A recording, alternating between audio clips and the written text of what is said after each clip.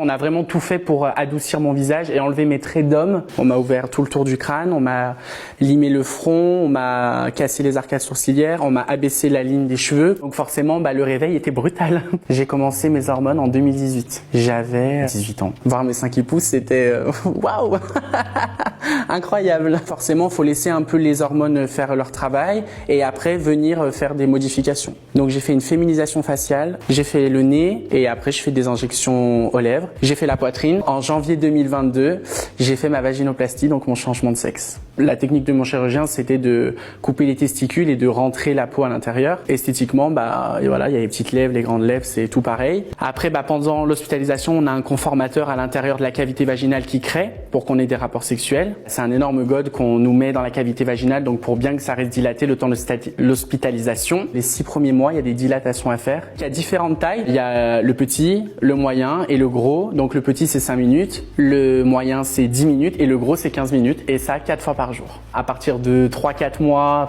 on peut avoir des rapports sexuels. La première fois que j'ai vu mon vagin, ma vulve, en fait c'était tellement comme si c'était normal et que j'étais une fille depuis tout ce temps et que j'avais un vagin imaginaire que pour moi en fait c'est comme si j'avais jamais eu de zizi, que ça avait toujours été comme ça quoi. Pour moi ma transition est finie. Maintenant je suis complètement la femme que je voulais être et je suis très heureuse.